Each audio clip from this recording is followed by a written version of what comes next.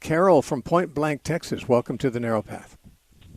Hi, thank you very much for your program. I really love it.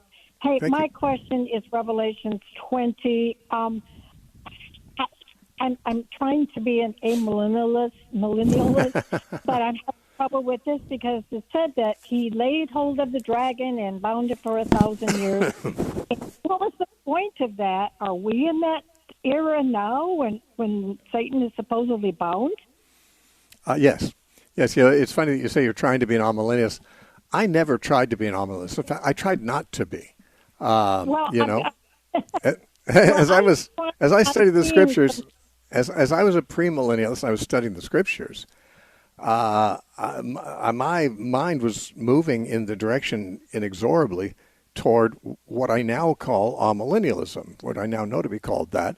I didn't know what it was called. I just knew my mind was going a different direction than I'd been taught. And when I became an amillennialist, I didn't know that's what it was called. I didn't know if there was a name for that. I didn't know if any other human being had reached those conclusions before me. I'd never read it or talked to anyone about it. And I thought probably I was a heretic because, I mean, obviously, if you're the only person who thinks something, then you're probably wrong. But I couldn't not believe it. I tried not to because it would make me alienated from the group I was in, but I just couldn't not see it once I'd seen it. So that's funny because I tried not to be an amillennialist as I was moving that direction. I was trying to put my heels in and drag, but I had to go there. Just had to go there. Now, as far as Satan being bound for 1,000 years, this is probably the biggest problem for people with amillennialism. For those who don't know what amillennialism teaches, in Revelation 20, there's 3 verses that talk about Satan being bound and put into a pit for 1,000 years.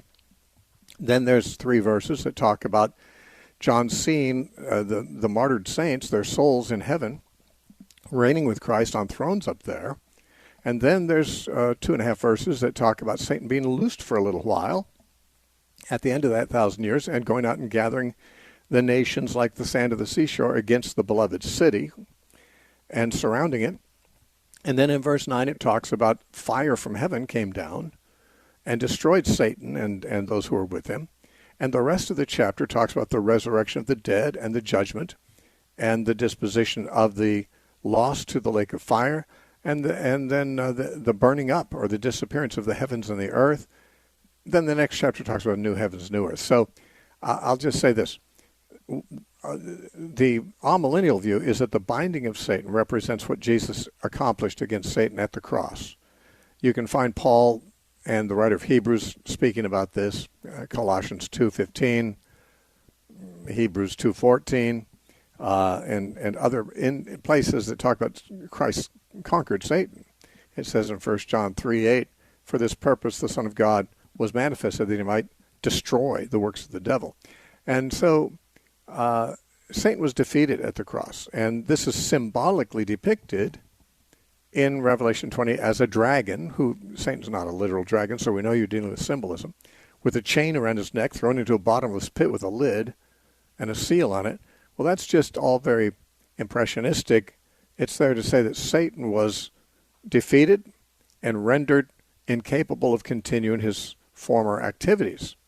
That is, at the level he did them before. But then at the end of that time, when fire from heaven comes down and consumes Satan, that's the actual, doom of Satan. And I believe that's Jesus coming back.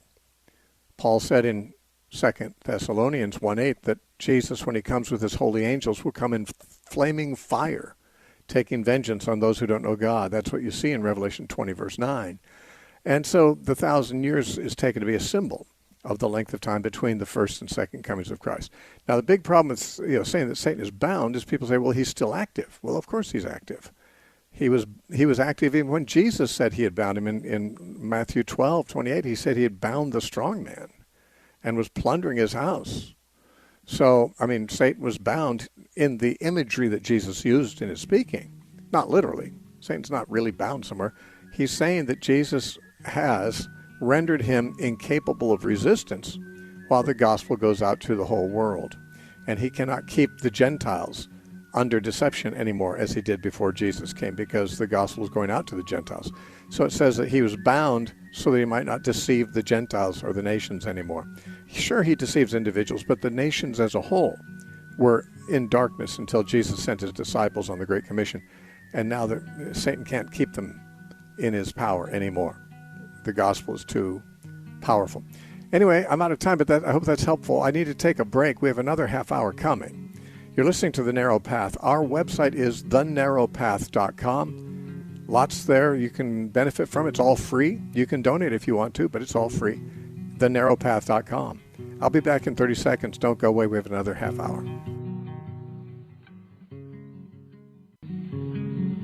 In the series, When Shall These Things Be?, you'll learn that the biblical teaching concerning the rapture, the tribulation, Armageddon, the Antichrist, and the Millennium are not necessarily in agreement with the wild sensationalist versions of these doctrines found in popular prophecy teaching and Christian fiction. The lecture series entitled When Shall These Things Be? Can be downloaded without charge from our website, thenarrowpath.com.